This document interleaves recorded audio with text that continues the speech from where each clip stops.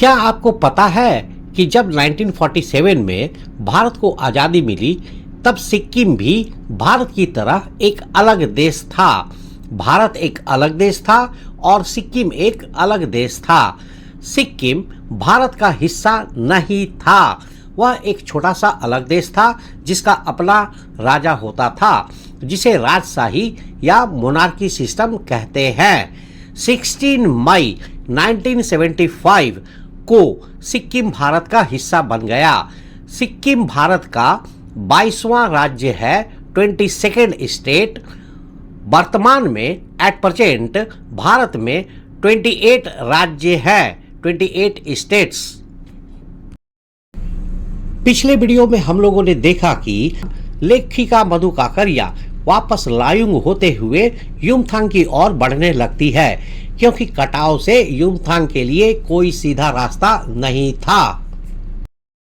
तो चलिए लेखिका मधु काकड़िया की इस यात्रा को आगे बढ़ाते हैं। युमथांग की घाटियों में एक नया आकर्षण और जुड़ गया था।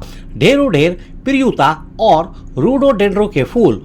जितेन बताने लगा, बस 15 दिनों में ही देखिएगा पूरी घाटी फूलों से इस कदर भर जाएगी कि लगेगा कि फूलों की सेज रखी हो। यहाँ रास्ते अपेक्षाकृत चौड़े थे, इस कारण खतरों का एहसास कम था। इन घाटियों में कई बंदर भी दिखे, कुछ अकेले तो कुछ अपने बाल बच्चों के साथ। व्याख्या। लेखिका युमथांग की घाटियों में पहुंचती है और देखती है कि वहां एक नया आकर्षण जुड़ गया है। ढेरों सुंदर सुंदर फूल। उनके ड्राइवर और गाइड जितेन नॉर्गे बताते हैं कि सिर्फ 15 दिनों में ही पूरी घाटी फूलों से इस तरह भर जाएगी कि ऐसा लगेगा जैसे फूलों का बिस्तर बिछा हो। वहां के रास्ते चौड़े थे, इसलिए खतरे का एहसास कम हो रहा था।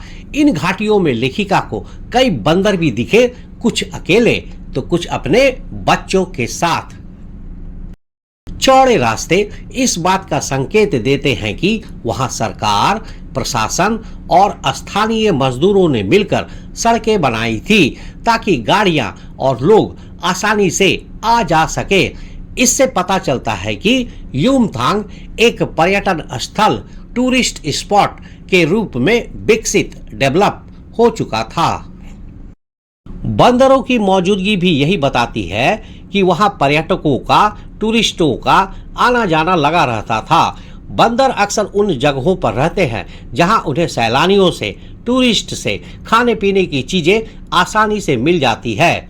इस तरह हम कह सकते हैं कि कटाव की तुलना में युमथांग एक ज्यादा विकसित पर्यटन स्थल, टूरिस्ट स्पॉट था, जहां लोग हमेशा नियमित रूप से रेगुलर आते जाते रहते थे।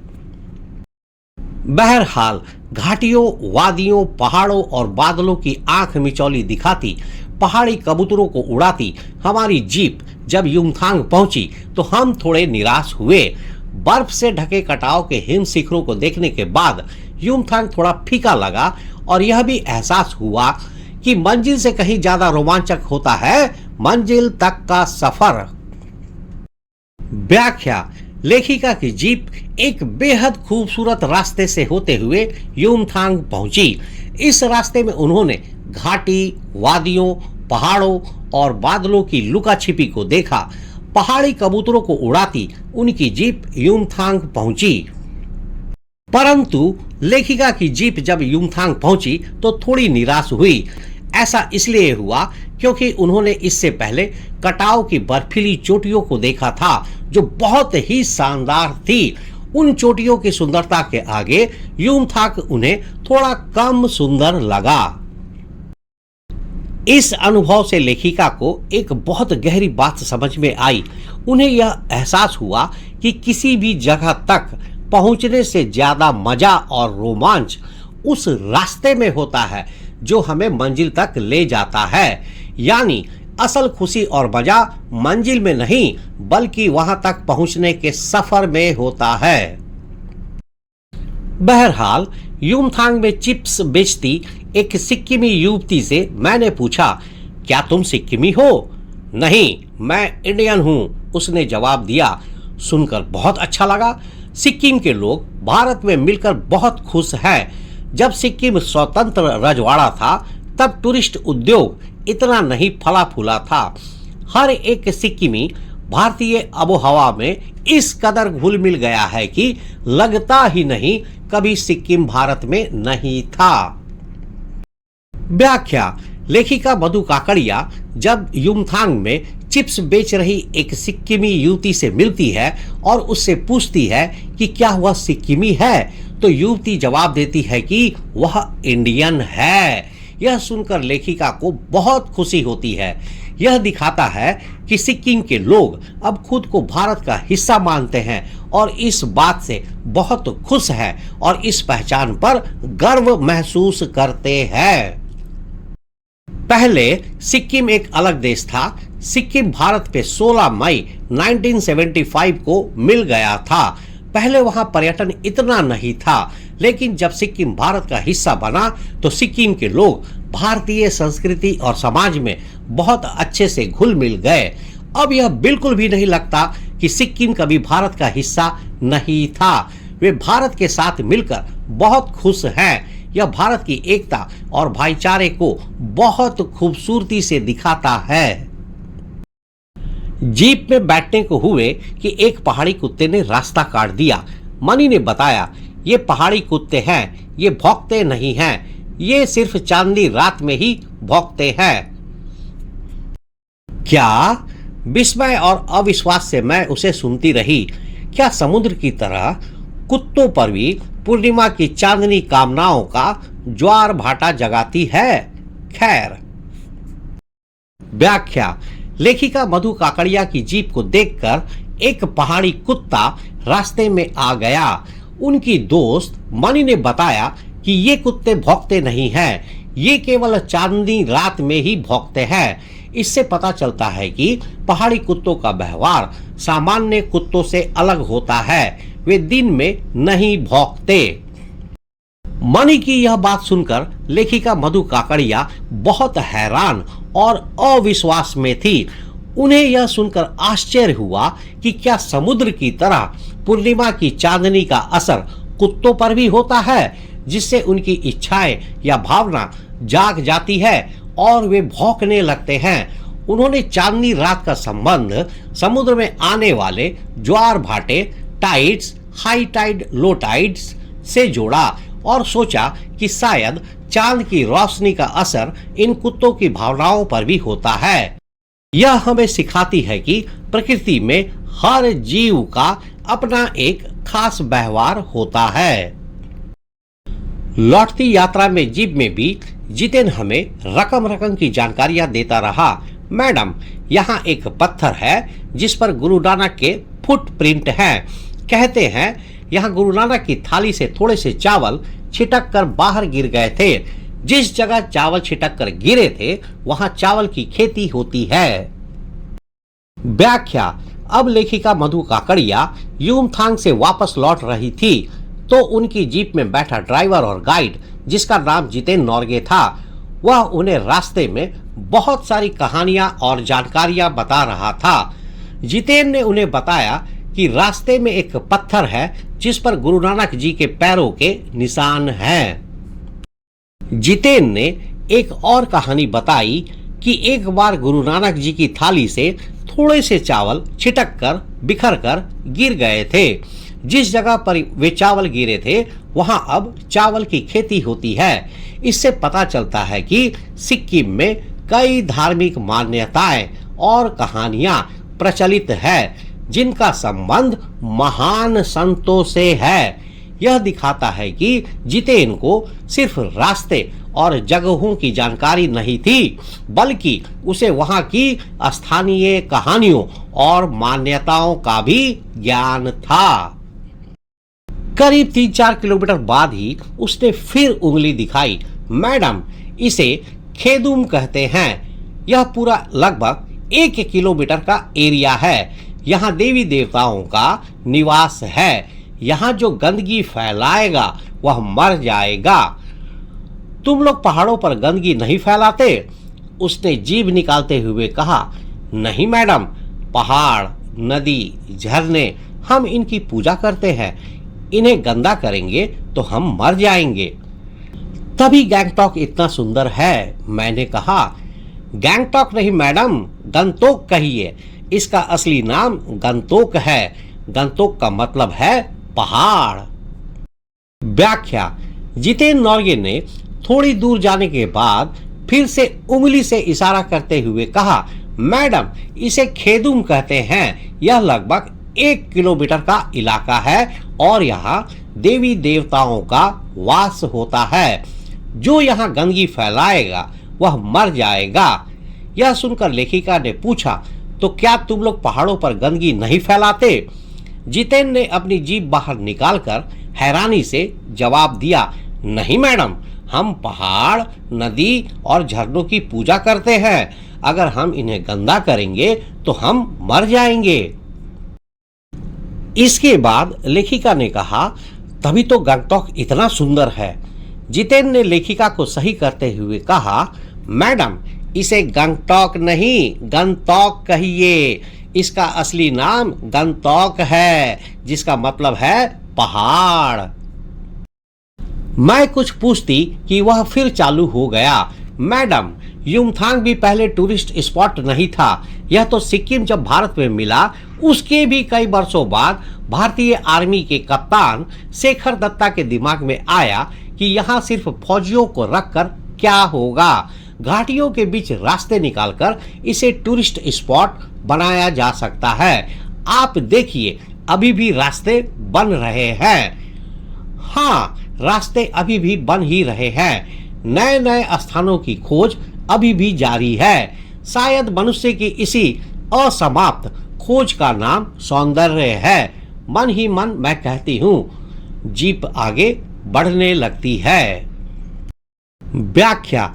जब लेखिका मधु काकड़िया कुछ और पूछना चाहती थी, तभी जितेन ने फिर से बोलना शुरू कर दिया। उसने बताया, मैडम युमथांग भी पहले टूरिस्ट स्पॉट नहीं था। सिक्किम के भारत में मिलने के कई सालों बाद भारतीय सेना के कैप्टन शेखर दत्ता के दिमाग में यह विचार आया कि यहाँ सिर्फ सैनिकों को रखकर क्या होगा। घाटियों के बीच रास्ते निकालकर इसे एक पर्यटन स्थल, टूरिस्ट स्पॉट बनाया जा सकता है। जितेन ने यह भी कहा, आप देखिए, अभी भी यहाँ रास्ते बन रहे हैं। यह दिखाता है कि युमथांग अभी भी विकास कर रहा है और नए रास्ते लगातार बन रहे हैं। लेखिका मधु काकड़िया मन ही मन सोचती है, हाँ, रास्ते अभी भी बन ही रहे हैं। नई नई जगहों की खोज अभी भी चल रही है। शायद इंसान की इसी कभी ना खत्म होने वाली खोज का नाम ही सुंदरता है। इसके बाद जीप आगे बढ़ जाती है। यह बताता है कि यात्रा का मतलब सिर्फ एक जगह पर पहुंचना नहीं है, बल्कि नई जगहों की खोज करना और उस खोज की प्रक्रिया, प्रोसेस को समझना भी है। चरैवेती चरैवेती, चलते रहो। यात्रा की कहानी खत्म हो गई है, पर सीखने और सिखाने का सफर जारी रहेगा। मल्टीपल चॉइस क्वेश्चंस, MCQ, बहुविकल्पीय प्रश्न। प्रश्न संख्या 1, युमथांग को एक पर्यटन स्थल बनाने का विचार किस भारतीय सेना के कैप्टन के दिमाग में आया था?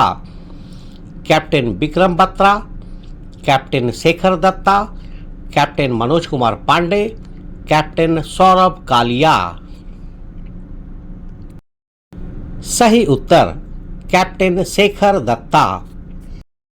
प्रश्न संख्या 2, जितेन नॉर्गे ने लेखिका को गंगटॉक का सही नाम क्या बताया? गंतोक, गंगोट, गन्नटोक, गंटक। सही उत्तर गंतोक। प्रश्न संख्या 3, जितेन नॉर्गे के अनुसार गंतोक शब्द का क्या अर्थ है?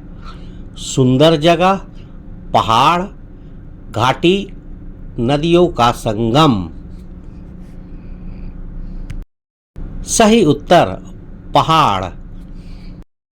प्रश्न संख्या 4, लेखिका को क्या देखकर सबसे ज्यादा निराशा हुई?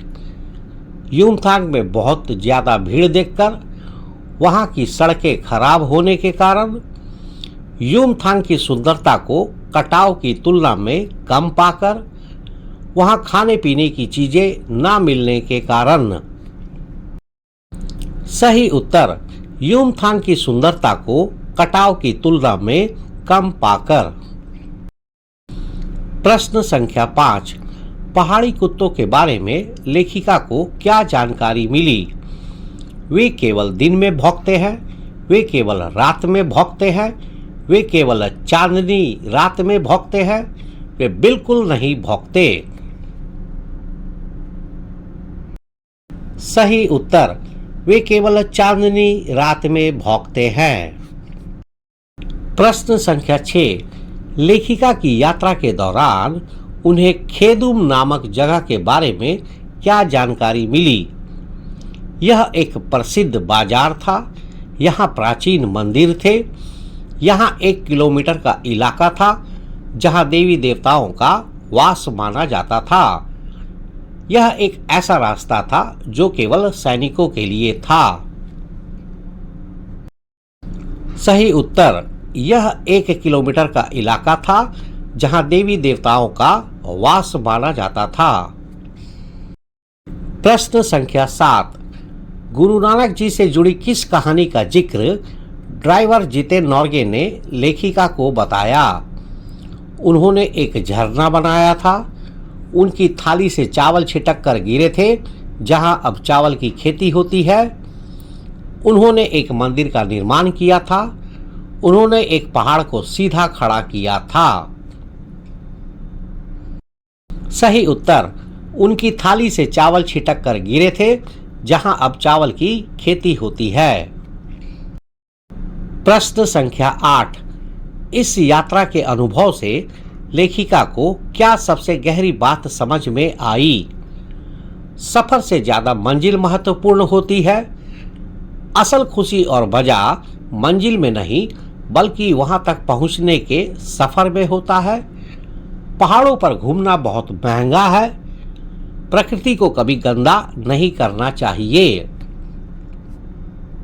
सही उत्तर, असल खुशी और मजा मंजिल में नहीं बल्कि वहां तक पहुंचने के सफर में होता है।